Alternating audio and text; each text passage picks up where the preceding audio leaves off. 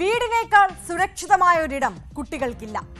അച്ഛനമ്മമാരുടെയും അമ്മൂമ്മയുടെയും അപ്പൂപ്പന്റെയും ഒക്കെ ശ്രദ്ധയും വാത്സല്യവും കുട്ടികൾക്ക് ലഭിക്കുന്നത് വീടുകളിലാണ്.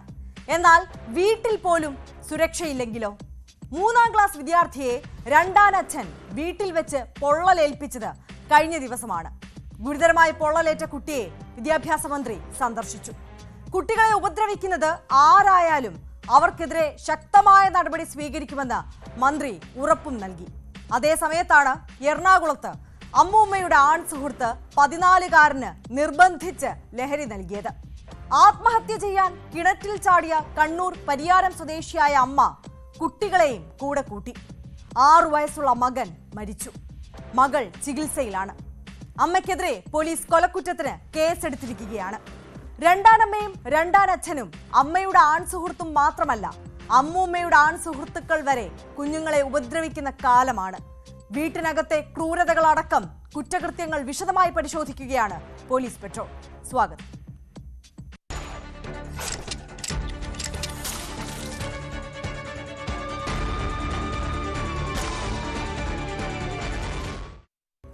എറണാകുളം വടുതല സ്വദേശിയായ 14-കാരനാണ് അമ്മൂമ്മയുടെ സുഹൃത്തിന്റെ ക്രൂരതയ്ക്ക് ഇരയായത്.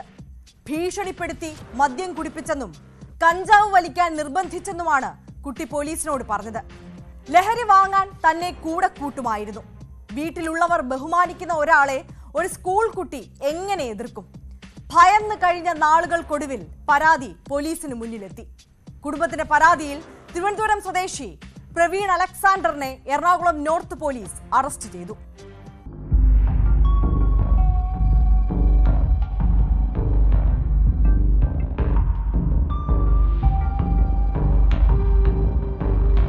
ഇക്കഴിഞ്ഞ ഡിസംബർ 24-ന് വീട്ടിൽ ആരുമില്ലാത്ത സമയത്താണ് അമ്മൂമ്മയുടെ ആൺസുഹൃത്തായ പ്രവീൺ 14-കാരന് നിർബന്ധിച്ചു മദ്യം നൽകിയത്. വേണ്ടെന്ന് പറഞ്ഞപ്പോൾ ഭീഷണിപ്പെടുത്തി മദ്യം കുടിപ്പിക്കുകയും ചെയ്തു. പിന്നീട് പലതവണ നിർബന്ധിച്ച് കഞ്ചാവ് വലിപ്പിച്ചെന്നും ലഹരി വാങ്ങാൻ തന്നെ കൊണ്ടുപോയെന്നും വിദ്യാർത്ഥി പറഞ്ഞു. ഒരു ദിവസം വരാപ്പുഴയെ കൊണ്ടുപോയി. അത് എന്നിട്ട് എന്നെ ഒരു സ്ഥലത്ത് കൊണ്ട് നിർത്തിയിട്ട് ഒരു പൊതി മേടിച്ചെന്നും വന്ന് എൻ്റെ കൈ തന്നിട്ട് എന്നോട് ഇത് പിടിക്കാൻ പറഞ്ഞു. അപ്പം ഞാൻ പിടിച്ച് അത് കഴിഞ്ഞ് വീട്ടിൽ വന്ന് നോക്കി. വീട്ടിൽ വന്ന് പുള്ളിക്കാരൻ റൂമിലോട്ട് കയറി. പുള്ളിക്കാരൻ ഡോറ് ചാരിയിട്ടേക്കാണ്. അപ്പം ഞാൻ ഇങ്ങനെ നോക്കിയപ്പോൾ അതിൽ കണ്ടത് അത് കണ്ട് കഞ്ചാവാണെന്ന് അപ്പോഴാണ് മനസ്സിലായത്. പിന്നെ ഇതേമാതിരി ബർത്ത്ഡേ സമയത്ത് ഇതേമാതിരി കുടിപ്പിച്ചെന്നെ കൊണ്ട് അതേമാതിരി തന്നെ കഞ്ചാവ് വലിപ്പിക്കുകയും ചെയ്യിപ്പിച്ചു. കുട്ടിയുടെ മാതാപിതാക്കൾ എറണാകുളം നോർത്ത് പോലീസിന് പരാതി നൽകി.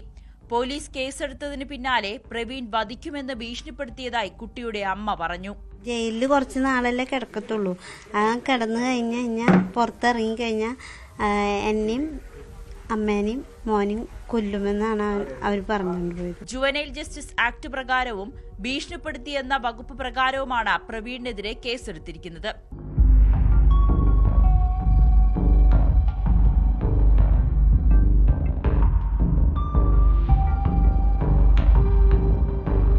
ന്യൂസ് 18 കൊച്ചി. കണ്ണൂർ താഴെ ചൊവ്വയിൽ പ്രായപൂർത്തിയാകാത്ത പെൺകുട്ടി നേരിട്ടത് അതിക്രൂരമായ പീഡനമാണ്. ഉത്സവപ്പറമ്പിൽ വെച്ച് പരിചയപ്പെട്ട ചേട്ടന്മാർ ഇൻസ്റ്റഗ്രാം വഴി സൗഹൃദം കൂടി. അതിലൊരാൾ പ്രണയം പറഞ്ഞു. സ്കൂൾ വിദ്യാർത്ഥിനി അവരെ വിശ്വസിച്ചു. വീട്ടിൽ നിന്ന് പുറത്തിറങ്ങി വരാൻ ചേട്ടന്മാർ ആവശ്യപ്പെട്ടു. അവരുടെ ആവശ്യപ്രകാരം ചെന്നു കയറിയത് തീരാ ദുരിതങ്ങളിലേക്കാണ്. ജീവന് തുല്യം സ്നേഹിക്കുന്നുവെന്ന് കരുതിയ ആൾ ബലം പ്രയോഗിച്ച് ലഹരി നൽകി. പിന്നീട് ആരൊക്കെയോ ആക്രമിച്ചു. അതിൽ 3 പേരെ കണ്ണൂർ ടൗൺ പോലീസ് പിടികൂടി.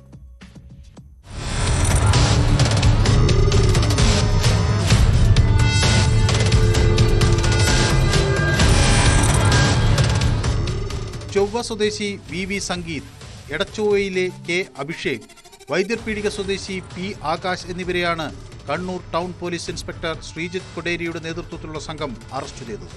15-കാരിയായ പെൺകുട്ടിയുടെ പരാതിയിൽ പോക്സോ വകുപ്പ് പ്രകാരമുള്ള കേസിലാണ് അറസ്റ്റ്. 6 മാസം മുമ്പാണ് കേസിനാസ്പദമായ സംഭവം.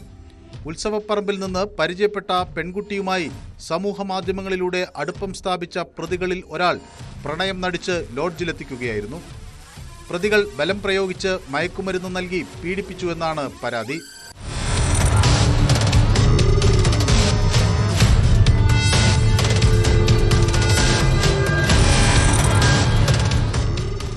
കേസിൽ 10ഓളം പ്രതികളുണ്ടെന്നാണ് പോലീസിന്റെ നിഗമനം. താൻ പീഡിപ്പിക്കപ്പെട്ട വിവരം പെൺകുട്ടി സമൂഹമാധ്യമങ്ങളിൽ പങ്കുവച്ചിരുന്നു. ഇതേ തുടർന്ന് എടക്കാട് പോലീസ് അന്വേഷണം ആരംഭിച്ചു. എന്നാൽ കേസിനാസ്പദമായ സംഭവം നടന്നത് കണ്ണൂർ ടൗൺ പോലീസിന്റെ പരിധിയിലായതിനാൽ കേസ് കൈമാറുകയായിരുന്നു. ഇരയായ പെൺകുട്ടിയുടെ മൊഴിയെടുത്ത ശേഷമാണ് പോലീസ് അന്വേഷണം ആരംഭിച്ചത്. മറ്റു പ്രതികൾ സംഭവത്തിനു ശേഷം ഒളിവിലാണ്. ഇവർക്കായി അന്വേഷണം ഊർജിതമാക്കിയതായി കണ്ണൂർ ടൗൺ പോലീസ് അറിയിച്ചു.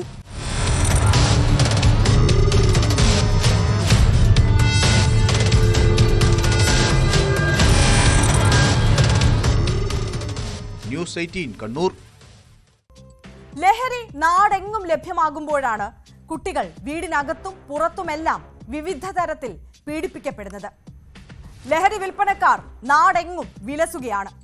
ജയിലിൽ നിന്ന് പുറത്തിറങ്ങി വീണ്ടും ലഹരി വിൽപ്പന നടത്തിയാൽ ഒരാഴ്ചക്കകം കൊല്ലത്ത് പിടിയിലായി. ഹൈബ്രിഡ് കഞ്ചാവും MDMAയുമായി കൊല്ലം സ്വദേശിയായ സെയ്ദ് അലിയാണ് കൊട്ടിയം പോലീസിന്റെ പിടിയിലായത്.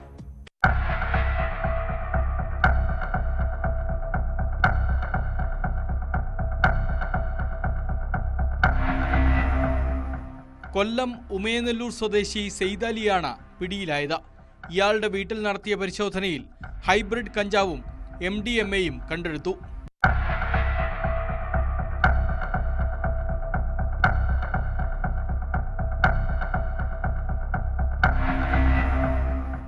സമാന കേസിൽ പിടിയിലായി ജയിലിൽ കഴിഞ്ഞിരുന്ന ഇയാൾ ഒരാഴ്ച മുമ്പ് മാത്രമാണ് മോചിതനായത്. എന്നാൽ വീണ്ടും ലഹരി വസ്തുക്കളുടെ വിൽപ്പന നടത്തുന്നതായി വിവരം ലഭിച്ചതിനെ തുടർന്ന് ഇയാൾ പോലീസ് നിരീക്ഷണത്തിലായിരുന്നു.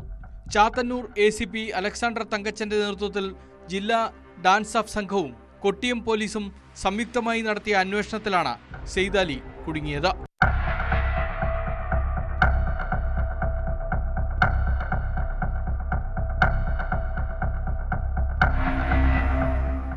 ഇയാളുടെ വീട്ടിൽ നടത്തിയ പരിശോധനയിൽ 9 ഗ്രാം ഹൈബ്രിഡ് കഞ്ചാവും 1 ഗ്രാം MDMAയും പിടികൂടി.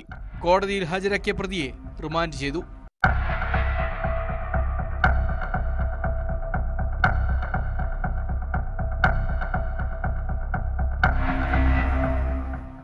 ന്യൂസ് 18 കൊട്ടാരക്കര. കൊടിയ പീഡനങ്ങൾക്കൊടുവിൽ ഗൾഫിൽ ജീവനൊടുക്കിയ അതുല്യയുടെ ദുരിതം നമ്മൾ കണ്ടതാണ്. അതുല്യയെ പീഡിപ്പിച്ച സൈക്കോ ഭർത്താവ് സതീഷ് ഇന്ന് നാട്ടിലെത്തി. കൊല്ലം ജില്ലാ കോടതി മുൻകൂർ ജാമ്യം അനുവദിച്ചതിന്റെ അടിസ്ഥാനത്തിലാണ് സതീഷ് എത്തിയത്. സതീഷിന് കോടതി ജാമ്യം അനുവദിച്ചിരിക്കുകയാണ്. അന്വേഷണത്തിൽ പുരോഗതി ഉണ്ടാകുന്നതുവരെ ജാമ്യം തുടരുമെന്നും കോടതി അറിയിച്ചു.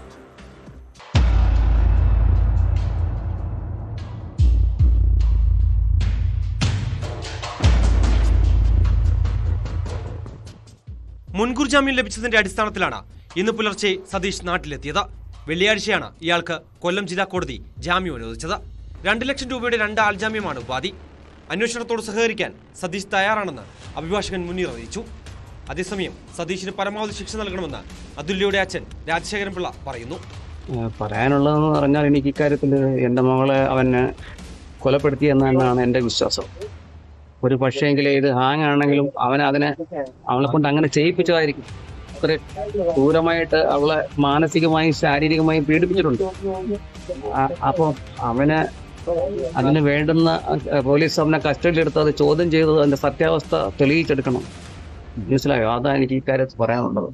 ജാമ്യം റദ്ദാക്കുന്നതിനായി കോടതിയെ സമീപിക്കുന്നതിൽ നിയമവിദഗ്ധരുമായി ആലോചിച്ച ശേഷം തീരുമാനിക്കുമെന്നും രാജശേഖരൻ പിള്ള പറഞ്ഞു. തെളിവുകൾ സഹിതമാണ് അതുല്യയുടെ കുടുംബം ചവറ തെക്കുംഭാവം പോലീസിൽ പരാതി നൽകിയത്. മാതാപിതാക്കളുടെ മൊഴി രേഖപ്പെടുത്തിയ പോലീസ് സതീഷിനെതിരെ കൊലക്കുറ്റം ചുമത്തി കേസെടുത്തിരുന്നു. കൂടാതെ സ്ത്രീധന പീഡനം, ശാരീരിക പീഡനം തുടങ്ങിയ വകുപ്പുകളും ചുമത്തിയിരുന്നു. കൂടുതൽ പേരിൽ നിന്നും മൊഴിയടക്കം ശേഖരിച്ചിരുന്നു.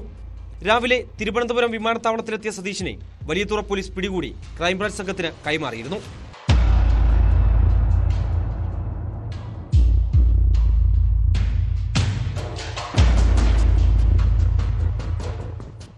ന്യൂസ് 18 കൊട്ടാരക്കര. കോഴിക്കോട് തടമ്പാട്ട് താഴത്ത് വയോധികരായ സഹോദരിമാർ കൊല്ലപ്പെട്ട സംഭവത്തിൽ പ്രതിയെന്ന് സംശയിക്കുന്ന സഹോദരൻ പ്രമോദിനായി ലുക്കൌട്ട് നോട്ടീസ് പുറത്തിറക്കിയിരിക്കുകയാണ് ചേവായൂർ പോലീസ്. ഇന്നലെയാണ് ഇവരെ വെള്ള പുതപ്പിച്ച് കിടത്തിയ നിലയിൽ വീട്ടിൽ കണ്ടെത്തിയത്. കഴുത്ത് ഞെരിച്ച് ശ്വാസം മുട്ടിയാണ് മരണമെന്ന് പോസ്റ്റ്മോർട്ടത്തിൽ കണ്ടെത്തിയിരുന്നു. ഇതേ തുടർന്നാണ് ഇവർക്കൊപ്പം താമസിച്ചിരുന്ന സഹോദരനായി പോലീസ് തെരച്ചിൽ ആരംഭിച്ചത്.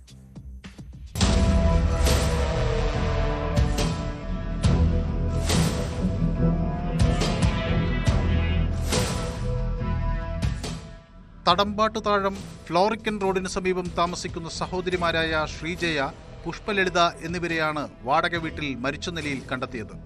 ഇരുവരെയും ശ്വാസം മുട്ടിച്ച് കൊലപ്പെടുത്തിയതാണെന്നാണ് പോസ്റ്റ്മോർട്ടത്തിൽ വ്യക്തമായത്. ശനിയാഴ്ച പുലർച്ചെ 5:30 പ്രമോദ് തന്റെ സുഹൃത്തിനെയും ബന്ധുവിനെയും വിളിച്ച് ശ്രീജയ മരിച്ചുവെന്ന് അറിയിച്ചിരുന്നു. പ്രായമായതിനാൽ സ്വാഭാവിക മരണമാണെന്നാണ് ഇരുവരും കരുതിയത്. സുഹൃത്ത് എത്തിയപ്പോൾ വീട്ടിൽ ആരെയും കാണാതെ വന്നതിനെ തുടർന്ന് അയൽവാസികളോട് അന്വേഷിച്ചെങ്കിലും വിവരം ലഭിച്ചില്ല. പിന്നീട് ബന്ധു എത്തിയപ്പോഴാണ് വീട് തുറന്നു കിടക്കുന്നത് ശ്രദ്ധയിൽപ്പെട്ടത്. വീടിനുള്ളിൽ 2 മുറികളിലായി ശ്രീജയെയും പുഷ്പലളിതയെയും വെള്ളത്തുണിയിൽ പുതപ്പിച്ച് കിടത്തിയതായി കണ്ടു.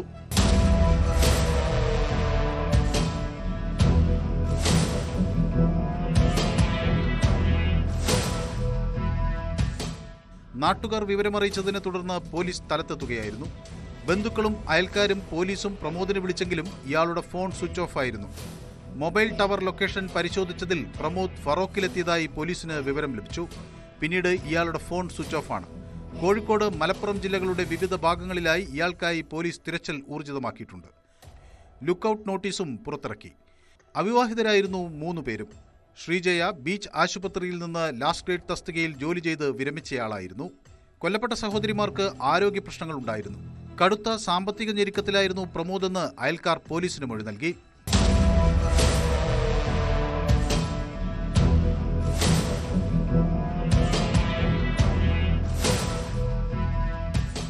ന്യൂസ് 18 കോഴിക്കോട്. ധർമ്മസ്ഥല കൂട്ടക്കൊലപാതക കേസിൽ ഇനിയും ഒട്ടേറെ രഹസ്യങ്ങൾ പുറത്തുവരാനുണ്ട്. അതിനിടെയാണ് ഗുരുതര ആരോപണവുമായി സാക്ഷിയുടെ അഭിഭാഷകർ രംഗത്തെത്തിയത്. SIT അന്വേഷണത്തെ തടസ്സപ്പെടുത്താൻ നീക്കം നടത്തുന്നതായാണ് ആരോപണം. മൃതദേഹം കുഴിച്ചിട്ടെന്ന് സാക്ഷി വെളിപ്പെടുത്തിയ ക്ഷേത്രഭൂമിയായ ബാഹുബലിക്കുന്നിൽ 10 അടിയോളം മണ്ണും മറ്റു വസ്തുക്കളും നിക്ഷേപിച്ചു. തെളിവ് നശിപ്പിക്കുന്നതിന്റെ ഭാഗമായാണ് നടപടിയെന്ന് അഭിഭാഷകർ കുറ്റപ്പെടുത്തി. വൈകാരിക തലത്തിൽ പ്രതികരണം ഉണ്ടായേക്കാവുന്ന സ്ഥലത്ത് SIT തിടുക്കത്തിൽ എന്തിന് പരിശോധന നടത്തിയെന്ന ചോദ്യവും ഉയരുന്നുണ്ട്. ഇതിനിടെ മാധ്യമപ്രവർത്തകരെ മർദ്ദിച്ച കേസിൽ 6 പേർ കൂടി അറസ്റ്റിലായി.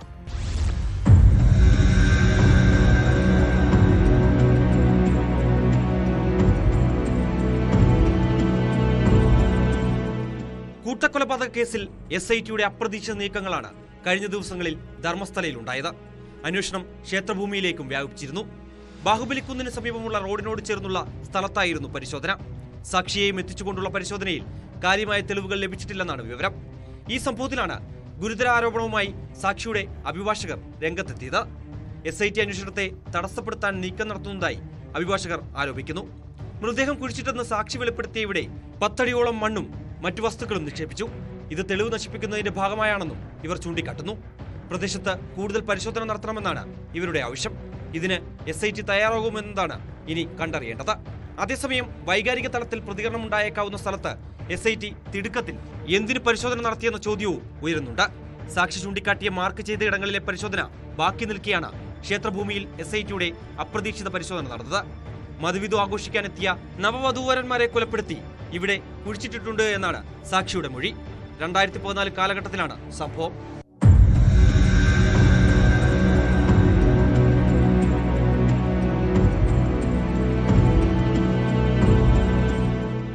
ബോളിയാർ വനമേഖലയോട് ചേർന്ന് ശുചീകരണ തൊഴിലാളി മൃതദേഹം സംസ്കരിക്കുന്നത് കണ്ടെന്ന വെളിപ്പെടുത്തലുമായി പ്രദേശവാസിയായ സ്ത്രീ രംഗത്ത് വന്നതോടെ ഇവിടെയും പരിശോധന നടത്താൻ SIT തീരുമാനിച്ചിട്ടുണ്ട്.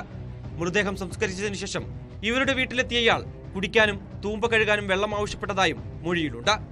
കൂടാതെ 13-ാം പോയിന്റിൽ ഇയാൾ മൃതദേഹങ്ങൾ കുഴിച്ചിടുന്നത് കണ്ടെന്ന് 6ഓളം പ്രദേശവാസികളും SITക്ക് മുമ്പാകെ എത്തി വെളിപ്പെടുത്തൽ നടത്തി.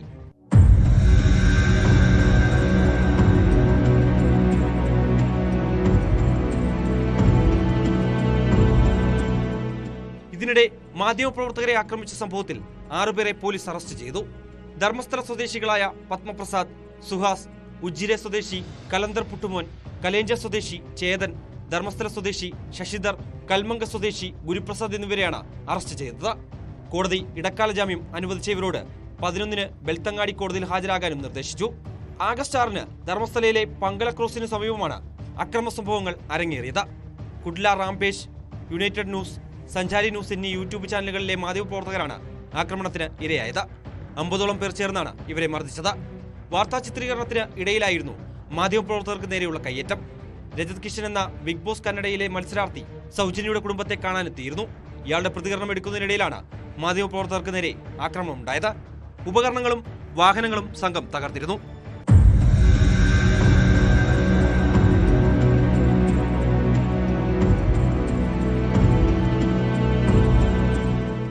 അടയാളപ്പെടുത്തിയ പോയിന്റ് 13 പരിശോധന ഇനിയും ആരംഭിച്ചിട്ടില്ല. ഇവിടെ കൂടുതൽ മൃതദേഹങ്ങൾ സംസ്കരിച്ചുവെന്ന് സാക്ഷി മൊഴി നൽകിയ ഇടമാണിത്. ഗ്രൗണ്ട് പെനട്രേറ്റിംഗ് റഡാർ സംവിധാനം ഉപയോഗിച്ച് പ്രദേശത്ത് പരിശോധന നടത്താനാണ് തീരുമാനം. ഇതുവരെയുള്ള SIT അന്വേഷണത്തിൽ നിർണായക തെളിവുകൾ ലഭിച്ചതായാണ് വിവരം. 11A എന്നടയാളപ്പെടുത്തിയ വനമേഖലയിൽ നടത്തിയ തെരച്ചിലിൽ ഒരു പൂർണ്ണ മനുഷ്യന്റെ അസ്ഥികൂടവും ഒരു തലയോട്ടിയും 60ഓളം അസ്ഥികളും കണ്ടെത്തിയിട്ടുണ്ട്. പോയിന്റ് 6 നിന്ന് ഒരു പൂർണ്ണ മനുഷ്യന്റെ അസ്ഥികൂടവും ലഭിച്ചിരുന്നു. എന്നാൽ ഇത് സംബന്ധിച്ച് SITയുടെ ഭാഗത്തു നിന്ന് ഔദ്യോഗികമായ സ്ഥിരീകരണം ഇതുവരെയും ഉണ്ടായിട്ടില്ല. പരിശോധനയിൽ കണ്ടെത്തിയ മൃതദേഹാവശിഷ്ടങ്ങളുടെ ഫോറൻസിക് പരിശോധനാ ഫലം പുറത്തുവരുന്നതോടെ മാത്രമേ കൂടുതൽ പ്രതികരണങ്ങൾ ഉണ്ടാകൂ എന്നാണ് ലഭിക്കുന്ന വിവരം.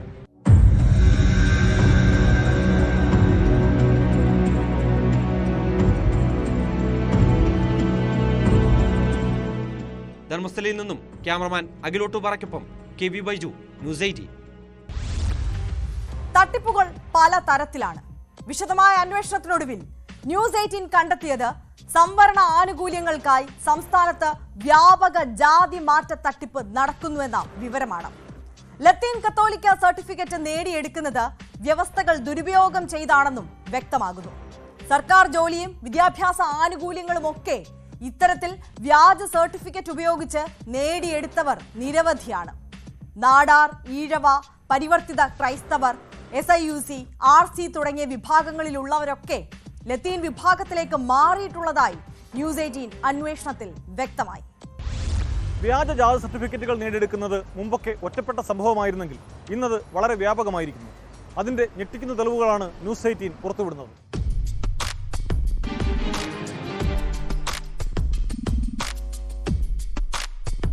ഹിന്ദു ക്രിസ്ത്യൻ വിശ്വാസികളായ നാടാർ ജാതിക്കാരാണ് ലത്തീൻ കത്തോലിക്ക സർട്ടിഫിക്കറ്റ് വാങ്ങുന്നവരിലേറെയും. SIUC, RC, ഈഴവ വിഭാഗത്തിലുള്ളവരും സർട്ടിഫിക്കറ്റുകൾ നേടിയെടുക്കുന്നു.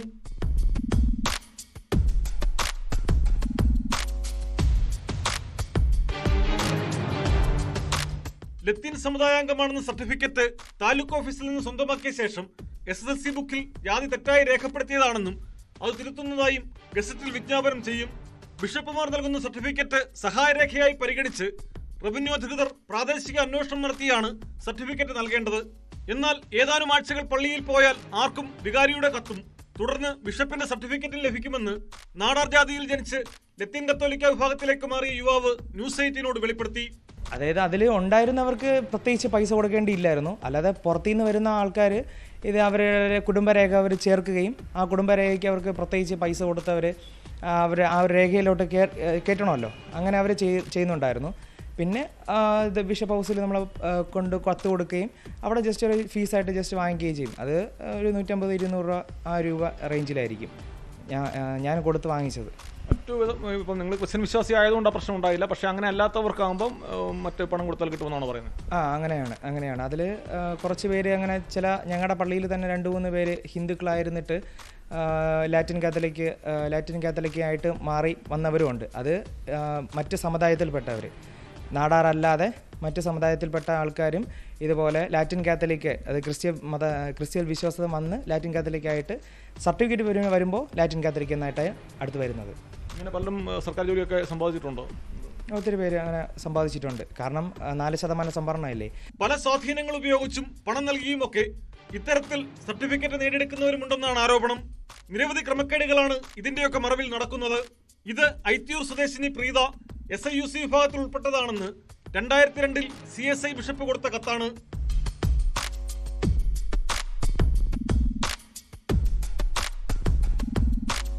ഇനി ഈ കത്ത് നോക്കൂ. ഇതേ പ്രീത ലത്തീൻ വിഭാഗത്തിലുള്ളയാളാണെന്ന് 2005 നെയ്യാറ്റിൻകര രൂപതാധികൃതർ സാക്ഷ്യപ്പെടുത്തിയിരിക്കുന്നു.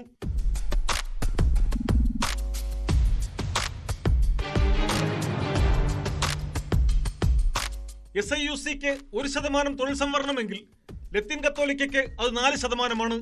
അതാണ് ഈ മാറ്റത്തിന് കാരണം. 2 സർട്ടിഫിക്കറ്റുകളും സ്വന്തമാക്കി PSC നടത്തുന്ന ജില്ലാതല നിയമനങ്ങൾക്ക് തരം പോലെ ഉപയോഗിക്കുന്നവരുമുണ്ടെന്നാണ് വിവരം. ലത്തീൻ കത്തോലിക്കരിൽ മുക്കുവ, നാടാർ, ഈഴവ, പരവ തുടങ്ങിയ വിഭാഗങ്ങളും ഉൾപ്പെട്ടിട്ടുണ്ട്. അതിന്റെ മറപിടിച്ചാണ് ഇപ്പോഴും സമുദായ സർട്ടിഫിക്കറ്റുകൾ യഥേഷ്ടം നൽകുന്നത്. മുമ്പ് സ്കൂൾ സർട്ടിഫിക്കറ്റുകളിൽ ഉപജാതിയും രേഖപ്പെടുത്തിയിരുന്നെങ്കിൽ പിന്നീട് അത് ഒഴിവാക്കിയത് ഫലത്തിൽ തട്ടിപ്പിനാണ് വഴിയൊരുക്കുന്നത്. മതത്തിന്റെ കോളത്തിൽ ലാറ്റിൻ കാത്തലിക് എന്നും ജാതി നാടാറെന്നും SLC ബുക്കിൽ രേഖപ്പെടുത്തിയിരുന്ന സ്ത്രീയുടെ മകളുടെ സർട്ടിഫിക്കറ്റ് ആയപ്പോൾ അത് യഥാക്രമം ക്രിസ്ത്യൻ ലാറ്റിൻ കാത്തലിക് എന്നായി. 1947 മുമ്പ് ലത്തീൻ കത്തോലിക്ക വിശ്വാസം പിന്തുടർന്നു വന്നവരുടെ പിൻതലമുറക്കാർക്ക് മാത്രമേ സർട്ടിഫിക്കറ്റ് നൽകാവൂ എന്നാണ് വ്യവസ്ഥ. എന്നാൽ 2012 സർക്കാർ ഇറക്കിയ നിർദ്ദേശത്തിലെ അവ്യക്തത മറയാക്കിയാണ് ജാതിമാറ്റ തട്ടിപ്പ് നടക്കുന്നത്. പരമ്പരാഗത മത്സ്യത്തൊഴിലാളി കുടുംബങ്ങളിൽ നിന്നുള്ളവർക്ക് ആനുകൂല്യങ്ങൾ നഷ്ടമാകാനും ഇത് കാരണമാകുന്നു. സംവരണാർഹതയുള്ള മറ്റു ചില സമുദായങ്ങളിലുള്ളവർ നോൺ ക്രീമി ലെയർ സർട്ടിഫിക്കറ്റിനായും ജാതി മാറുന്നുണ്ട്. കേന്ദ്ര സർക്കാർ നടത്താനിരിക്കുന്ന ജാതി സെൻസസിനെ പോലും ബാധിക്കുന്നതാണ് സംസ്ഥാനത്ത് ചില മേഖലകളിൽ വ്യാപകമായി നടക്കുന്ന ജാതിമാറ്റം. നിയമത്തിലെ പഴുതുകൾ ദുരുപയോഗം ചെയ്ത് സമുദായം മാറി സംവരണാനുകൂല്യം തട്ടിയെടുക്കുമ്പോൾ അട്ടിമറിക്കപ്പെടുന്നത് ഭരണഘടന വിഭാവനം ചെയ്യുന്ന സാമൂഹ്യനീതി എന്ന അടിസ്ഥാന ആശയമാണ്. ഇക്കാര്യത്തിൽ വിശദമായ അന്വേഷണം നടത്താനും കുറ്റക്കാരെ നിയമത്തിന് മുമ്പിൽ കൊണ്ടുവരാനും സർക്കാർ തയ്യാറാകേണ്ടിയിരിക്കുന്നു. തിരുവനന്തപുരത്ത് നിന്നും ക്യാമറാമാൻ C. വിനോദിനൊപ്പം പ്രദീപ് സി. നിർബൺ, ന്യൂസ് 8. നാട്ടുകാരുടെ വിശ്വാസം ആർജിച്ച ശേഷം അവരെ പറ്റിച്ചു മുങ്ങിയ ധനകാര്യ സ്ഥാപന ഉടമയും മകനും പാലക്കാട്ട് അറസ്റ്റിലായി. പാലക്കാട് കേരളശ്ശേരിയിൽ നിന്ന് കോടികളുമായി മുങ്ങിയ ശ്രീ പുരാനിധി ലിമിറ്റഡ് ഉടമ PK രാജൻ, മകൻ രാകേഷ് എന്നിവരെയാണ് കോങ്ങാട് സബ് ഇൻസ്പെക്ടർ വിവേകിന്റെ നേതൃത്വത്തിലുള്ള സംഘം പിടികൂടിയത്.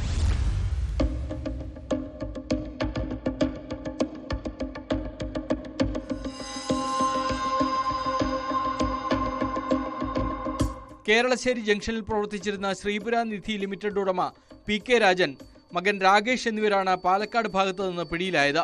കോങ്ങാട് സബ് ഇൻസ്പെക്ടർ വിവേകിന്റെ നേതൃത്വത്തിലുള്ള സംഘമാണ് ഇവരെ പിടികൂടിയത്. PK രാജന്റെ ഉടമസ്ഥതയിലുള്ള സ്ഥാപനത്തിൽ പണം നിക്ഷേപിച്ച 100ഓളം പേരുടെ പരാതിയിലാണ് പോലീസ് കേസെടുത്തത്. Gold loan, RD, fixed deposit തുടങ്ങിയ മേഖലകളിൽ ബിസിനസ് നടത്തി ഇവർ വിശ്വാസം ആർജിച്ചിരുന്നു. ജീവകാരുണ്യ പ്രവർത്തനത്തിലും ഇവർ സജീവമായിരുന്നു. സ്വർണം പണയം വെച്ചവർ പണം തിരിച്ചടച്ചപ്പോൾ സ്വർണം പിന്നീട് നൽകാമെന്ന് പറഞ്ഞ് തിരിച്ചയക്കുകയായിരുന്നു. ഈ മേഖലയിൽ വിശ്വാസം ആർജിച്ചിരുന്നതിനാൽ ഇവർ തട്ടിപ്പ് നടത്തുമെന്ന് ആരും കരുതിയിരുന്നില്ല. തുടർന്ന് ഇവരുടെ ഫിനാൻസ് സ്ഥാപനം പ്രവർത്തിക്കാതായതോടെയാണ് നാട്ടുകാർ പരാതിയുമായി സ്റ്റേഷനിൽ എത്തിയത്.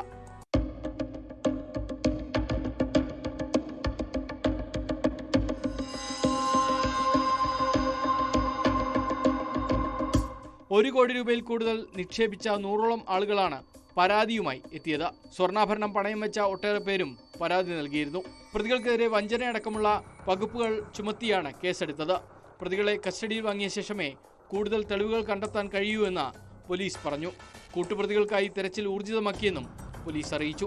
ഇതിനിടയിൽ ഉടമ പിടിയിലായി എന്നറിഞ്ഞ് നിരവധി പേർ പോലീസ് സ്റ്റേഷനിൽ പരാതി നൽകാനെത്തി.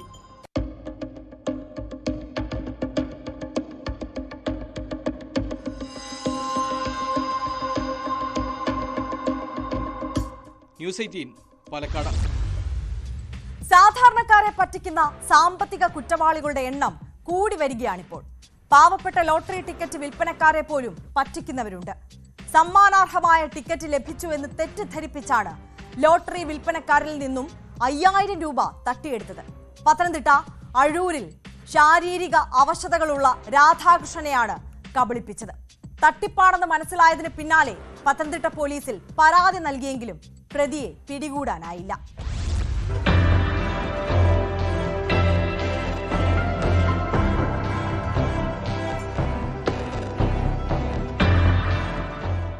പക്ഷാഘാതത്തെ തുടർന്ന് കാലുകളുടെ ചലനം നഷ്ടപ്പെട്ട രാധാകൃഷ്ണന് വർഷങ്ങളായി ലോട്ടറി വിൽപ്പനയാണ് ഉപജീവനമാർഗം.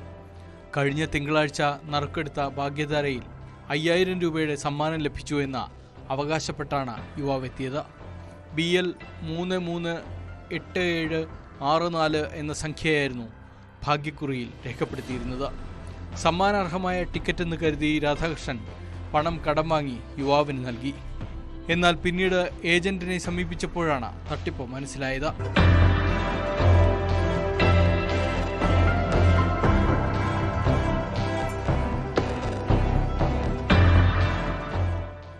ഭാഗ്യക്കുറിയിൽ രേഖപ്പെടുത്തിയിരുന്ന 5 എന്ന അക്കം പെൻസിൽ കൊണ്ട് 8 എന്ന് മാറ്റി എഴുതിയായിരുന്നു തട്ടിപ്പ്. പത്തനംതിട്ട പോലീസിൽ പരാതി നൽകിയെങ്കിലും തട്ടിപ്പ് നടത്തിയ യുവാവിനെ ഇതുവരെയും കണ്ടെത്താനായില്ല. സമീപത്തെ കെട്ടിടത്തിലുള്ള CCTV ദൃശ്യങ്ങൾ പരിശോധിച്ചെങ്കിലും ദൃശ്യങ്ങളും ലഭിച്ചില്ല. പണം കടം വാങ്ങി നൽകി കബളിപ്പിക്കപ്പെട്ടതിന്റെ ദുഃഖത്തിലാണ് രാധാകൃഷ്ണൻ.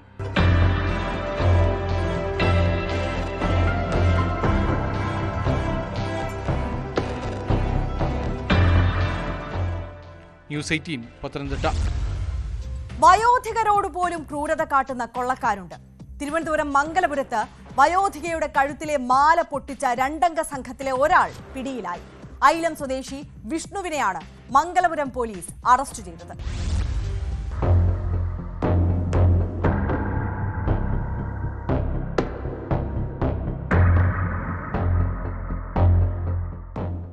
തിരുവനന്തപുരം മംഗലപുരം ചെമ്പകമംഗലത്ത് വ്യാഴാഴ്ച വൈകുന്നേരം 5 മണിയോടുകൂടിയായിരുന്നു കവർച്ച. ചെമ്പകമംഗലം അസംബ്ലി ബുക്കിന് സമീപം വയോധികയായ അംബികയുടെ 2 പവൻ വരുന്ന സ്വർണ്ണമാലയാണ് കവർന്നത്. വീട്ടിലേക്ക് നടന്നു പോവുകയായിരുന്ന അംബികയുടെ പിന്നിലെത്തിയാണ് മാല പിടിച്ചു പറിച്ചത്.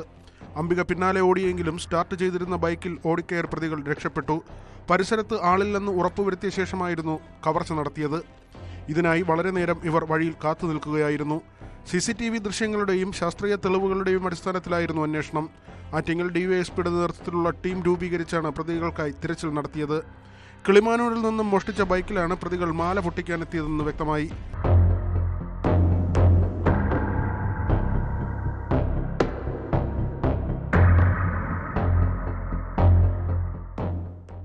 കടക്കാവൂരിൽ വെച്ചാണ് പ്രതി ഐലം സ്വദേശി വിഷ്ണുവിനെ പോലീസ് അറസ്റ്റ് ചെയ്തത്. മോഷ്ടിച്ച ബൈക്കും പോലീസ് കണ്ടെടുത്തു. ബൈക്ക് മോഷണത്തിന് കിളിമാനൂർ പോലീസ് കേസ് രജിസ്റ്റർ ചെയ്തു. പ്രതിയെ സംഭവസ്ഥലത്തെത്തിച്ച് തെളിവെടുപ്പ് നടത്തി. കൂട്ടുപ്രതിയെ ഉടൻ പിടികൂടുമെന്ന് ആറ്റിങ്ങൽ DYSP മഞ്ജുലാൽ പറഞ്ഞു. പിടിച്ചുപറി, മോഷണം, മയക്കുമരുന്ന് തുടങ്ങി നിരവധി കേസുകളിൽ പ്രതിയാണ് പിടിയിലായ വിഷ്ണുവെന്ന് പോലീസ് വ്യക്തമാക്കി.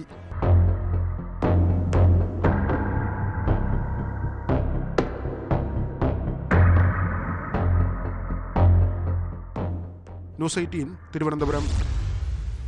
കോഴിക്കോട് മുക്കത്തിനടുത്ത് അഗസ്ത്യമൂഴിയിൽ പൂട്ട് തകർത്ത് കടയ്ക്കകത്ത് കയറിയ മോഷ്ടാവ് പണം കവർന്നു.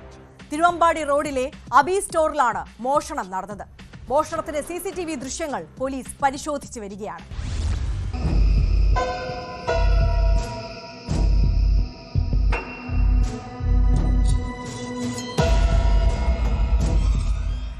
മുക്കം അഗസ്ത്യമൂഴി അങ്ങാടിയിലെ തിരുവമ്പാടി റോഡിലുള്ള അബി സ്റ്റോറിൽ പുലർച്ചെ 3:45-നാണ് മോഷ്ടാവെത്തിയത്. ആരും കാണാത്ത വിധത്തിൽ പുറത്ത് ഷട്ടറിന്റെ പൂട്ട് തകർത്താണ് കള്ളൻ അകത്ത് കയറിയത്.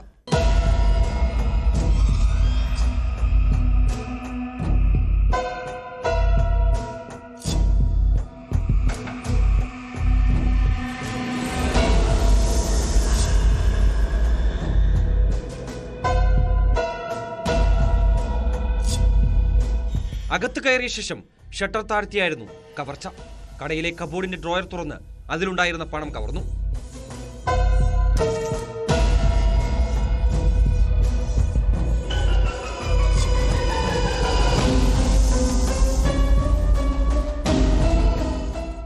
മുക്കം കാഞ്ഞറമൂഴി പാറശ്ശേരിപ്പറമ്പിൽ മുഹമ്മദ് അലിയുടെ കടയിലാണ് മോഷണം നടന്നത്.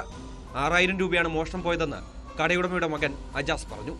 രാത്രി 12 മണിക്ക് ഉള്ളിൽ വീട് പൂട്ടി. രാവിലെ വന്ന് തുറന്നപ്പോൾ ഷട്ടർ തുറന്നെടുക്കുന്നതാണ് കണ്ടത്. ഉള്ളിൽ കയറി നോക്കിയപ്പോൾ 6000-ഓളം രൂപ മോഷണം പോയി കണ്ട്. മുക്കം പോലീസ് സ്റ്റേഷനിൽ പറഞ്ഞപ്പോൾ ക്യാമറയും കാര്യങ്ങളൊക്കെ നോക്കിയപ്പോൾ അവർ ആളെ ഐഡന്റിഫൈ നോക്കാമെന്ന് പറഞ്ഞിട്ടുണ്ട്. വിദഗ്ധമായി പൂട്ട് തകർത്ത് നടത്തിയ മോഷണം സമീപവാസികളടക്കം ആരും അറിഞ്ഞില്ല. രാവിലെ കട തുറക്കാനെത്തിയപ്പോഴാണ് മോഷണം നടന്നതായി കണ്ടത്. കടയിൽ പണമുണ്ടെന്നറിഞ്ഞാണ് മോഷ്ടാവ് എത്തിയതെന്നാണ് പോലീസിന്റെ നിഗമനം.